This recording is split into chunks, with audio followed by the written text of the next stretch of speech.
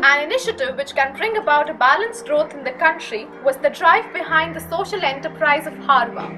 Ajay Chaturvedi, an engineer from the BITS Pilani and a graduate in Management of Technology from the School of Wharton of the University of Pennsylvania, embarked upon this journey after working with the best in the corporate world. He would elaborate upon how the NGO has grown and touched many lives.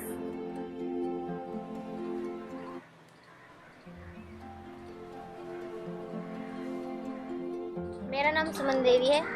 मैं यहाँ पे 1.5 साल से काम कर रही हूँ। मुझे यहाँ पे कंप्यूटर की बेसिक ट्रेनिंग मिली थी जो अजय सर ने हमें दी थी। इन्होंने गांव में जाकर मुनादी करवाई थी कि जो लेडीजें 8, 10, 12 पढ़ रही हैं उनको कंप्यूटर की बेसिक ट्रेनिंग दी जाएगी और जॉब दी जाएगी।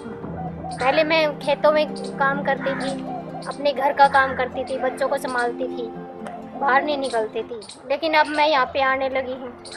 शुरू में मेरे घर वालों ने मना किया कि क्या करेगी जाकर, घर में बहुत सारा काम होता है, वो करो।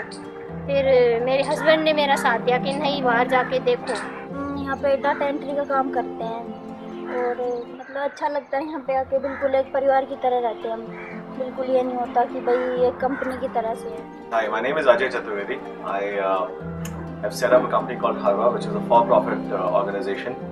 And it works entirely in rural areas. For now it's in India, and we're focused on rural employment generation, which primarily is for women. We do community-based farming. We're also looking at renewable sources of energy, which is the latest venture that we've launched. We do student and medical help desks, and also focused on eventually Harva employee loan programs, which would then branch off into microfinance loans. See, yeah, I did go to BITS Pilani, and probably Pilani is something that got the whole rural feel in me. Besides, I really love Rajasthan. Then I spent a lot of time in the US and worked across in consulting and banking and traveled the world. And every time I'd come to India, when the plane lands in Mumbai, what you see is Dharavai, the largest slum in the world. And that always kind of depressed me. And I thought, if these people are living in these single stories and something much better could be done. That was really the genesis of it. Then, of course, having gone through lots of other books and texts and realization, also spent time in the Himalayas, I realized that you can't talk about development or talk about upliftment. You have to really go and do it with your own hands. It's almost like saying you can't learn swimming by reading a book about swimming sitting next to a pool. You have to really jump into it. The concept that I'm promoting is really a socio-capitalistic business model, because what happens in traditional philanthropic, charitable, inclusive businesses is that they're never sustainable. There's only a talk about being sustainable, but they really never end up being sustainable. And that's because you're killing the opportunity before it actually even arises.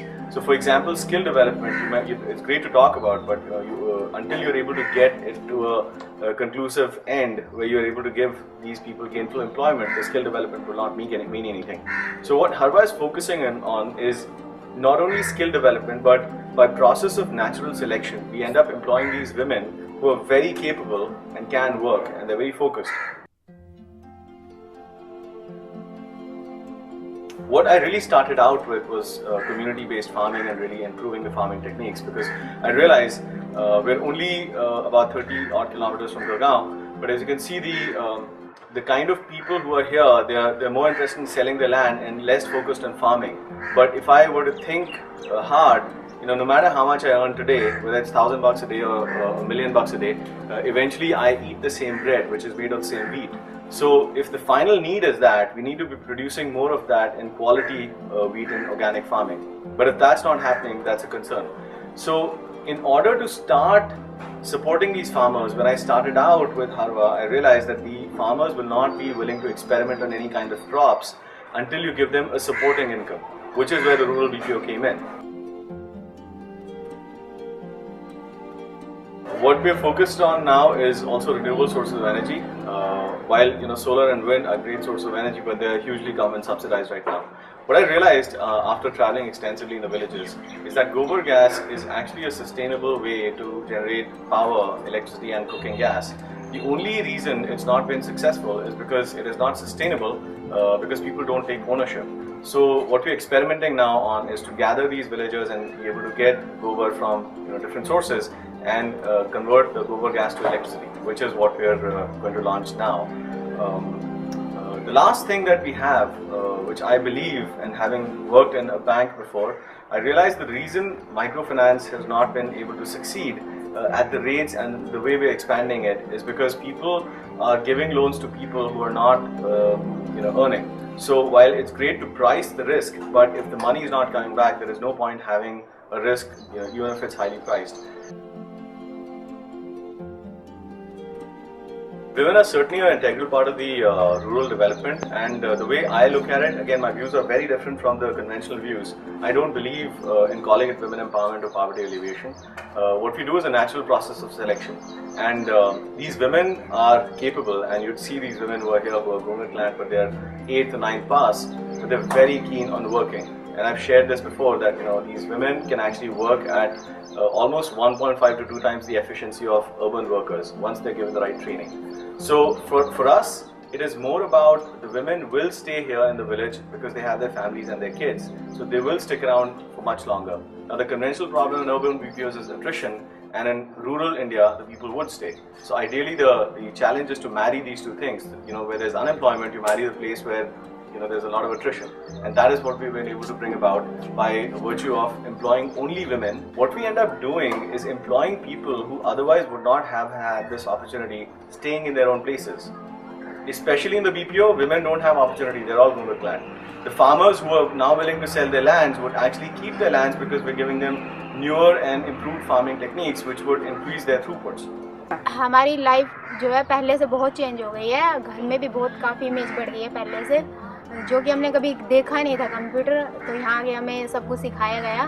और मैंने पहले कभी नहीं सोचा था कि मैं सोच रही थी कि ABCD सारी साथ में होगी, लेकिन बाद में पता चला कि A गई हैं B गई हैं, तो बहुत डिफ़िकल्ट था, लेकिन कोशिश की हमने और हम कामयाब हो गए। और आज मेरी सबसे हाई स्पीड है यहाँ पे। We do come across a lot of limitations in terms of how backward people are. There's disparity in sex ratios, and women are not allowed to work, and lack of electricity, lack of water, lack of resources in general. And that is where the whole model comes in and fits it really well. Now, if somebody is thirsty, it would make sense for me to give that person water. If I'm not doing that, then clearly I'm just fulfilling a requirement. So if I'm giving water, even when somebody is not thirsty, it does not make sense. Double bottom line is something that as a concept. There are two aspects to the company. One, where we're servicing everything, where we are really in the villages. The second aspect is, I'll give you an example. When there's a drought in a village, you publicize it. You tell people that there is a drought in the village. People are in need of things and need of water and whatnot. Now there's like 100 wealthy people who might get together on a weekend and they get 100 buckets of water, fill it up with water, and deliver it to the village. Do you think that is sustainable? It is not. What we really need is to lay down a pipeline or drill a bore well which is able to supply the water continuously on a daily basis to the people. So what we're doing here is two aspects. One is the village where we're servicing the need or the work that is getting done. So there's an economic benefit why it's getting done. There's a second aspect, the value where it's coming from, when that's usually the clients, the buyers. So either they're buying BPO services or they're buying the crops, be it cash crops, organic crops. There's a third aspect which is the universities, which is also looking at students and tapping into the huge potential, the 80% students who are still in the potential students in these universities who are still in rural areas. Likewise for the healthcare, likewise for all the other opportunities. So from a corporate perspective, from the urban India, from rest of the world perspective, they have to get the double bottom line perspective, which is really about not only do you gain economically, but you're also servicing a strata of the society which otherwise would not have had access. मुझे यहाँ 4 से 5 हज़ार रुपये मिल रहे हैं। शुरू में थोड़े कम थे, लेकिन अब थोड़े से लोग भी बढ़ रहे हैं तो ज़्यादा हो गए हैं। अब 4-5 हज़ार रुपये ले रही हूँ मैं। ज़िंदगी में बदलाव तो आया ही है। पहले तो घर में ही काम करना, घर में ही रहना, अब बाहर के लोगों को देखना, उनसे मिलना, बात करना, आपस में सभी लोगों को जानने भी लगी हूँ। अच्छा लग रहा है यहाँ पे आने के बाद। The team at Harva is really a eclectic mix of people. I can honestly say that I've really tried to build up the team, but that's been the biggest roadblock as of now. So we've got business flowing in, money is flowing in, but that's the biggest challenge, to get like-minded people to start working in it for the value creation that we're talking about. But having said that, I've got a really good bunch of people so far. By virtue of the couple of companies acquisition that we've been able to do. So Drash Services was based out of Chunchunu in Rajasthan. Source Pilani was also based out of Pilani in Rajasthan. And we identified that we had a common vision, and it was much larger. So we did get these people together. And then there's the second aspect, which is the women on the ground and farmers on the ground and the people who are servicing these people as well. So women have over a period of time really gained the confidence. For Tikli Center, the center head is Suman Devi, who till about 2 years ago had not even stepped out of the village. Now she's extremely confident. So at the middle level and the lower management level, we've got people from the villages, and the objective is really to be able to garner and groom the talent from the grassroots to be able to man these centers. Thus, with such efforts by the responsible citizens of the country, the gap between the privileged and the disenfranchised is bound to be bridged. Harva is scaling new heights daily. With sustained efforts of its supporters, it aims at penetrating the rural interiors of the nation and thus bring about a difference in their lives.